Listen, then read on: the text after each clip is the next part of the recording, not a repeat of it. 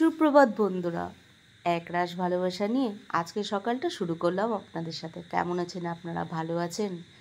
গুজবে কান না দিয়ে যেগুলো সরকারি নির্দেশ সেগুলো মেনে চলুন।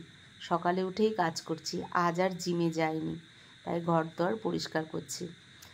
আজ ছেলের প্রথম দিন জবে, তাই জন্য আমি আজ জিম যাইনি, কারণ ওর কখন কি দরকার হতে পারে এই ভেবেই যায়নি।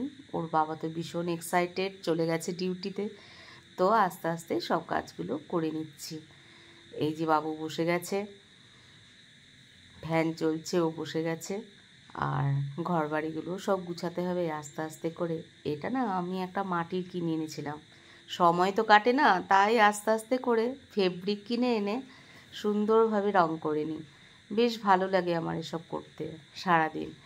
আর আজ তো মঙ্গলবার, তাই স্নান করব, স্নান করে পুজো দেব। আর যথারীতি মতো স্নান হয়ে গেছে। তো আজকের দিনে একটু মঙ্গল শনিবার, বাড়িতে ধুনো দিই, লং, কর্পূর আর ধুনো। ছোটদা বলেছে বাড়িতে দিতে, তাহলে পজিটিভ এনার্জি আসে, নেগেটিভ এনার্জিটা দূরে থাকে। তো আমি রীতিমতো সেই কাজগুলোই করি। এখনও বড়দের কথা আমি মেনে চলি, কিন্তু আমাকে দুঃখ দিলে আর আমি সেই জায়গাটা আর যাই না, আর যাব না। তো যাই হোক, সব কিছু মিলিয়েই তো হয়তো আমারও অনেক ভুল থাকতে পারে। তো যাই হোক, অনেক মানিয়ে গুছিয়ে নিয়েই জীবন, সব কটা মেয়েরই সেটা। তো টোস্ট করে নিয়েছি আর চা। জানি না রিমোট জব তো করছে, তার ফাঁকে কি জানি বাবাই খেতে পারবে নাকি, সেটা একটা সংশয়। তো বলে একটু রেখে চলে এলাম, জানেন তো, যে খেয়ে নেয়। দেখছি কলিং বেল বাজছে নিচে, দেখলাম আমার ফ্লিপকার্ট থেকে অর্ডার এসছে। তো এটা খুব সস্তায় যাচ্ছিল। সেই জালনাগুলোর মধ্যে জানেন তো পাথরের উপরে ডাইরেক্ট টব রাখাতে অসুবিধা হচ্ছিল, তাই আমি এটা 5টা কিনেছি 206 টাকা দিয়ে, সেলে যাচ্ছিল। তাই রান্না করে নিচ্ছিলাম আজ নিরামিষ, এঁচোড় রান্না করছিলাম আর ডাল, কচুর ডাল রান্না করছিলাম। এইভাবেই রান্নাগুলো এগিয়ে নিয়ে যাচ্ছিলাম। দেখুন কি সুন্দর দিয়েছে, নিচে কিন্তু আবার প্লাস্টিক কভার দিয়েছে। আস্তে আস্তে করে গুছাচ্ছি।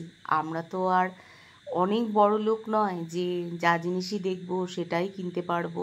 আস্তে আস্তে করে সংসারটাকে, একটা সরকারি কর্মচারী খুব কষ্ট করেই সে তার সংসার গুছিয়ে নেয়। বাবুর ডিউটি দাস কিরকম লাগছে? দাস কি নিয়ে ভালো লাগছে বলো তো? ছেলের আজকে চাকরি হলো, প্রথম জয়েন করলো, শেষ।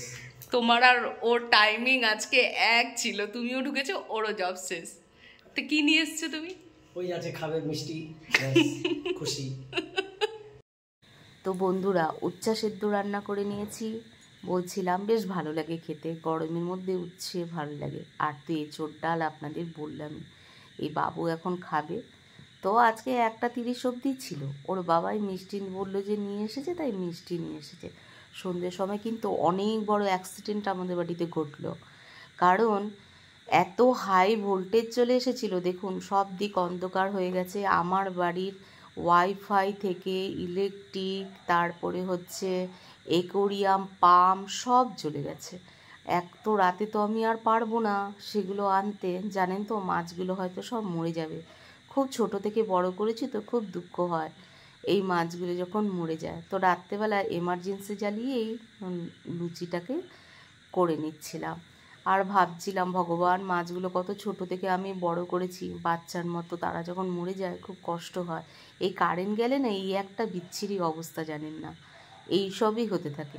তো বাচ্চাকে বলি যে ময়দা লুচিটা খাস না, কিন্তু আমার ছেলে সাদা লুচি না হলে কিছুতেই খাবে না। আমার বড় ভাইজিটাও সেরকম, সাদা লুচিই খোঁজে। যখনই লুচি করি খুব মিস করি। তো লুচি হয়ে গেছে, এবার সবাই মিলে খেতে বসবো। আশেপাশে সবার বাড়ির কারোর ফ্রিজ, কারোর টিভি, কারোর ইনভার্টার সবই পড়ে গেছে। এখন ওরা রেডি হচ্ছে, খাবার খাবে, লাইট চলে এসেছে, কারেন্ট। তো কেমন লাগলো ব্লগটা অবশ্যই জানাবেন।